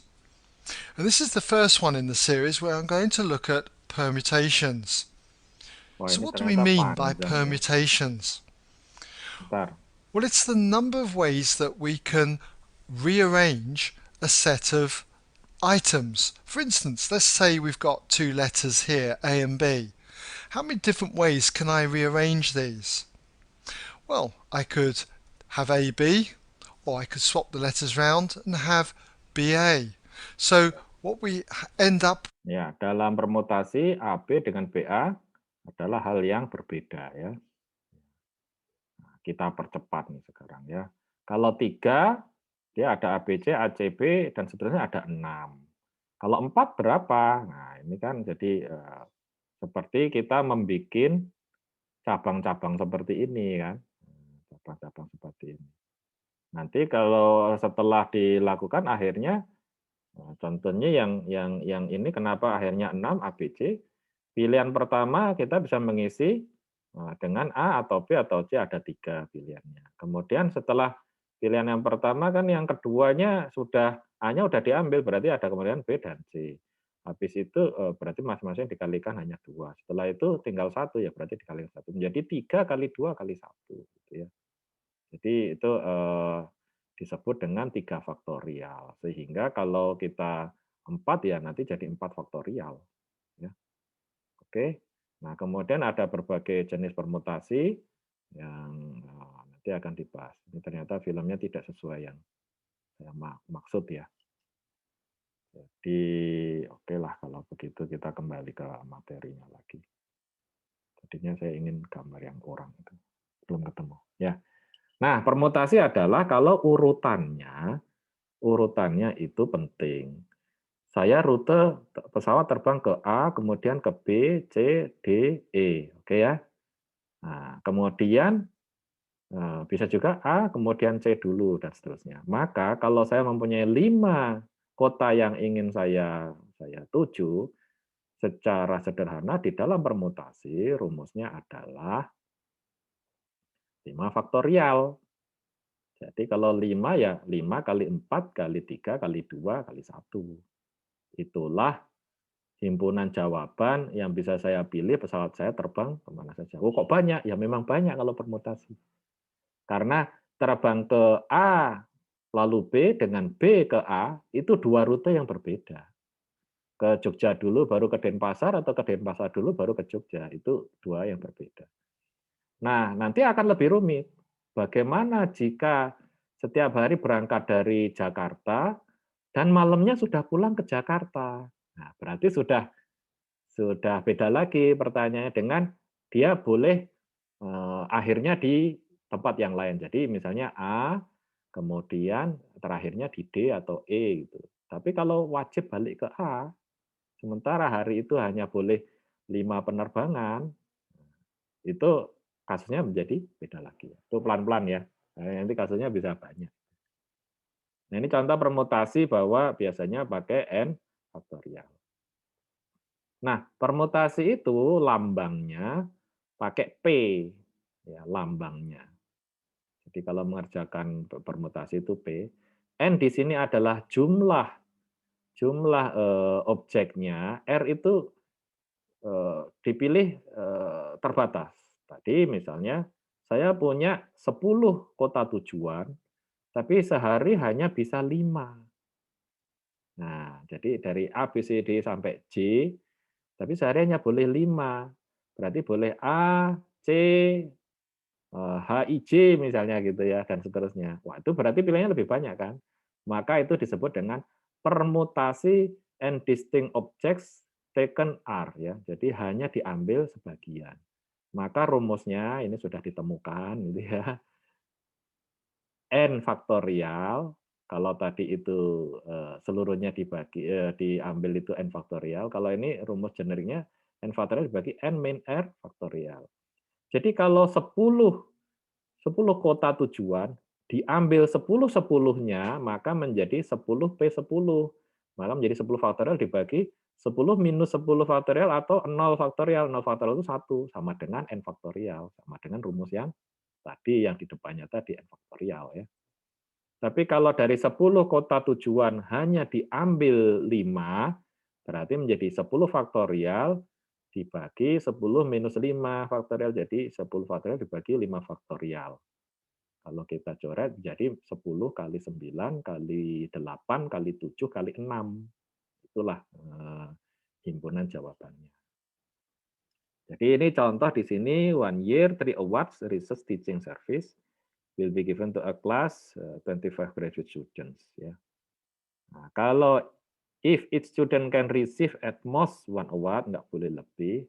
How many possible selection are there? Ya. Awardnya adalah hanya tadi ada 3. Nah, maka ya total yang mungkin adalah dari 25 itu hanya bisa diambil 3 ya. Student can receive most 1 award. Ya, memahami soalnya ini yang agak kurang pas ya. Jadi masing-masing dapat. Oh, iya.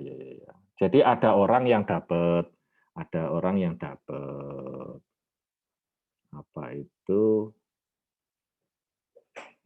research, teaching, dan service ya. Oh, nanti kita pahami lagi ya, kenapa dia menjadi permutasi diambil 3 ini.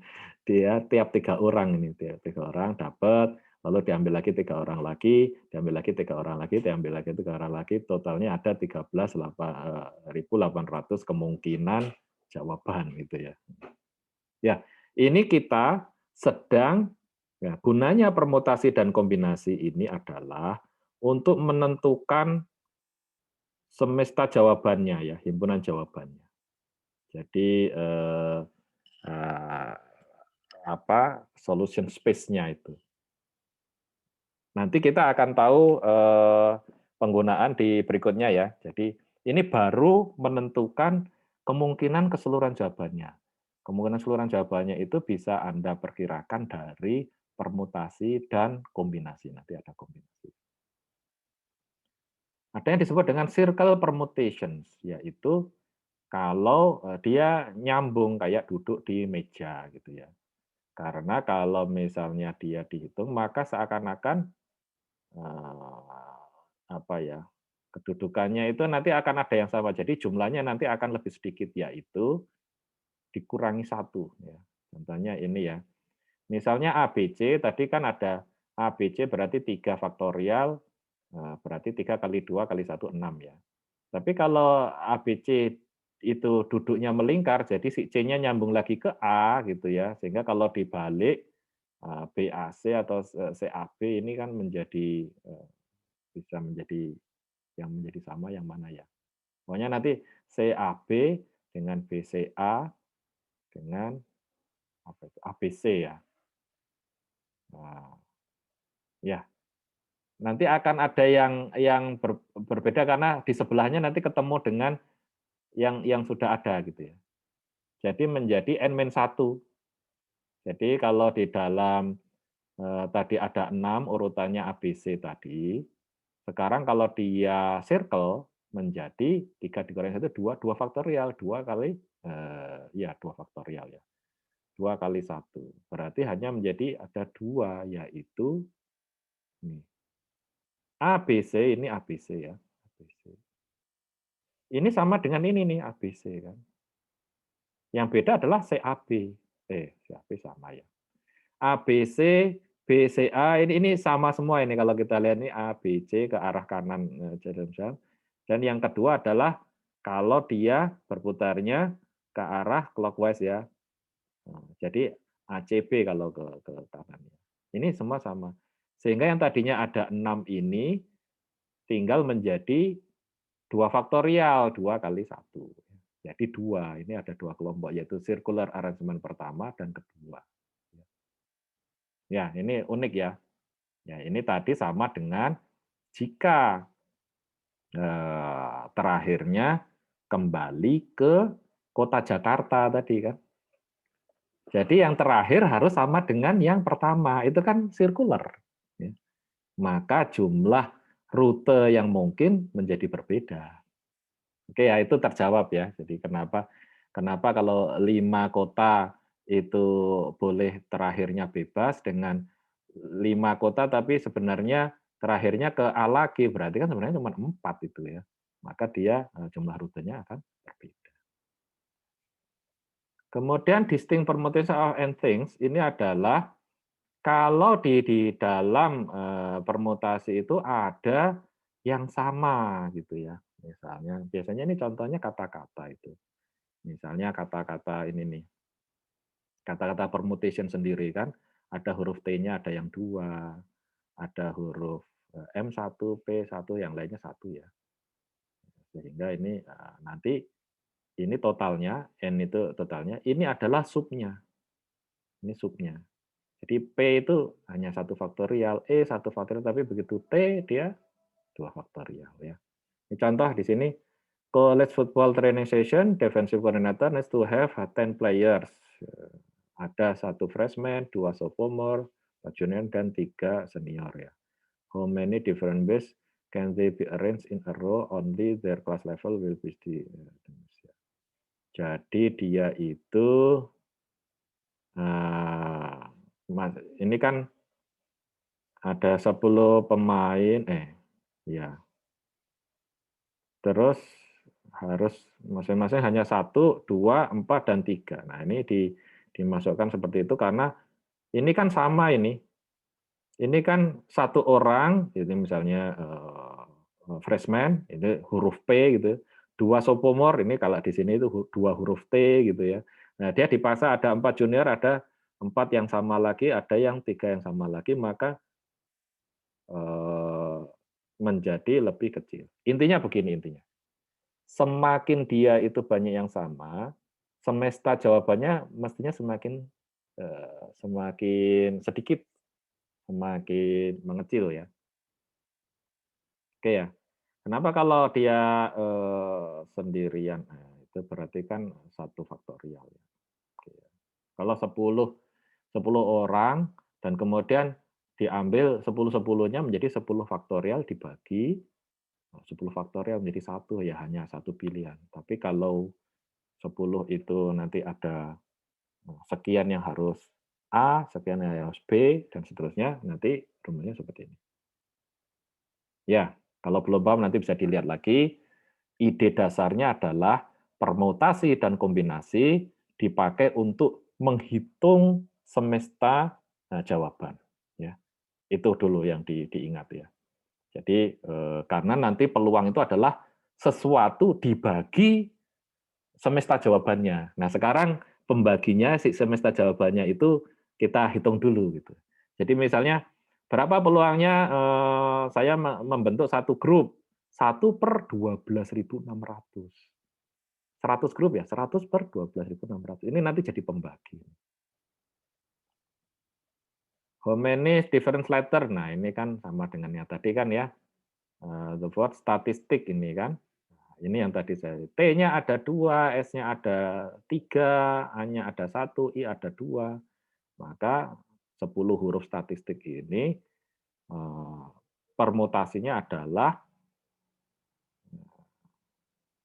33211. 50.000 ini ternyata cukup banyak ya. Ya. Oke, itu penjelasan yang seperti sebelumnya ya. Nah, kemudian yang disebut dengan partitioning ya, partitioning. Apa ini ya? Ini harusnya ada gambarnya ya. Jadi dia itu sebenarnya himpunan jawabannya itu dibagi-bagi menjadi kelompok subhimpunan jawaban gitu ya. Partitioning. Dalam berapa cara 7 lulusan itu bisa diassign ke triple double hotel room during conference ya. Ada 7 orang. Kemudian ruangan hotelnya itu 1 untuk 3 orang dan 2 masing-masing untuk 2 orang. Maka ada 210 cara. Ini maksudnya kan orangnya ada 7 itu si A bersama si B bersama si C satu ruangan dan seterusnya. Atau si A dengan E dengan F satu ruangan dan seterusnya itu ya. Ini kemungkinan himpunan jawabannya ya. Nah, setelah itu nanti baru kita akan bicara pembilangnya atau bagian atasnya ya. Sekarang kita bagian penyebut dari peluang ya. Nah, apa bedanya dengan combination ya? Kalau combination itu urutannya tidak penting. Kalau kombinasi urutannya tidak penting, tapi dia seakan-akan jadi satu kelompok di satu bungkus lah. Contohnya kalau rute tadi itu harus permutasi karena urutannya penting kan. Tapi banyak hal yang urutannya tidak penting. Misalnya satu kelas, satu sekolahan berwisata, totalnya 250 siswa, naik pesawat, pesawatnya ada 3 gitu kan ya, masing-masing bisa diisi 100 orang gitu kan ya. Ada berapa cara kita memasukkan siswa itu ke dalam pesawat gitu ya. Nah, kita sudah tidak peduli dengan urutannya. Ya pokoknya dia bisa sekian masuk ke pesawat A, B atau C atau bis lah atau apa ya gitu ya. Intinya dibagi-bagi dan urutannya tidak penting gitu. Ya. Itu namanya kombinasi. Nah, kombinasi itu permutasi yang kemudian si R-nya ini ditambahkan lagi dibagi dengan R ya, dibagi dengan R faktorial. Intinya adalah jumlah permutasi lebih banyak dibanding kombinasi. Ya. Nah, permutasi tadi urutannya penting kan. Ketika urutannya tidak penting, jumlah jawabannya menjadi pasti lebih sedikit gitu. Karena urutannya tidak penting. Ya, saya agak lebih cepat sedikit dalam tree diagram. Nah, ini ada HH, di sini ada TT, ada HT. Nah, di sini kan HT dengan TH ini kan sama ini sebenarnya. Kondisi yang sama. Karena urutan tidak penting, maka HT dan TH itu dianggap benda yang sama. Ya. Ini muncul 2 kali. Jadi pilihan result-nya itu sebenarnya hanya 3, yaitu dua-duanya head, dua-duanya tail, dan campuran, yaitu ada head dan tail. Kita tidak bicara frekuensinya ya, kita bicara semesta jawabannya. Semesta jawabannya itu ada 3, yaitu HH, kombinasi HT, dan TT. Itu kalau kita bicara kombinasi. Nah, ini adalah permutasi ya, permutasi. Kalau ada urutannya dapat 6, tapi begitu kombinasi dia dibagi yang 2 faktorial tadi dibagi 2. Jadi ya hanya ada 3. Ada 3 ya. Ya, mudah-mudahan kebayang itu. Nanti kita akan lanjutkan hari Kamis ya. Saya kasih ilustrasi yang lain. Baik, ada pertanyaan adik-adik? Ya, ini masih awal. Ya, oke, saya tekankan beberapa hal yang penting hari ini. Yang pertama adalah ketika kita bicara data, maka yang pertama harus dilakukan adalah dieksplorasi, dipelajari datanya, dan yang paling mudah dengan menggunakan grafik. Ya, grafik. Dari grafik itu kita bisa melihat tren, bisa melihat frekuensi, mana yang lebih tinggi, lebih rendah, bisa melihat outlier, bisa melihat persentase, dan yang lain-lain. Bisa melihat pola, gitu ya. Nah, kemudian ketika kita membuat grafik, itu ada cara membuat grafik yang benar. Ya. Sumbu itu harus dari 0. Kalau dia itu pakai line chart, ya dia itu data yang sifatnya itu ada time series-nya, ada perubahan waktu, atau ada perubahan kecepatan, atau apapun begitu ya. Jadi bersambung gitu ya. Kalau dia nominal, maka kita pakai bar. Kalau dia itu posisi, mungkin kita pakai scatter plot atau bahkan map gitu ya. Itu harus dipelajari. Terus ada beberapa yang tidak disarankan seperti menggunakan data 3D, kemudian dimiringkan, dipecah gitu ya, yang tidak penting walaupun indah itu secara statistik malah tidak penting gitu ya. Nah, kemudian yang kedua tadi itu. Yang ketiga, setelah kita mempelajari cara kita membuat data-data itu, apa sih gunanya? Nah, kita masuk ke peluang ya. Gunanya nanti dari kita mengetahui data, kita bisa menggunakannya untuk dua kepentingan. Satu, untuk peluang, kalau Anda punya data keseluruhan, dipakai untuk melihat peluang. Itu disebut probabilitas. Kalau kita mempunyai sebagian, nah, kita menggunakannya sebagai statistik ya. Statistik dari sebagian malah menebak yang lebih besar. Kemudian setelah itu kita bahas juga, kita mulai dari peluang ya. Peluang itu di situ ada banyak terminologi, apa itu yang disebut dengan dataset, eksperimen, kemudian space gitu kan ya. Kemudian kita mulai dari menghitung himpunan jawaban. Nah, di cara menghitung himpunan jawaban itu yang paling umum, yang basic itu adalah permutasi dan kombinasi. Ya.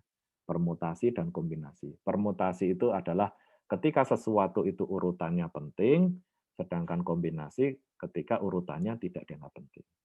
Nanti akan kita lanjutkan dengan banyak latihan ya. Sampai di sini dulu. Kalau tidak ada pertanyaan, saya sudah sampai di sini ya. Selamat pagi. Assalamualaikum warahmatullahi wabarakatuh. Waalaikumsalam. Pak,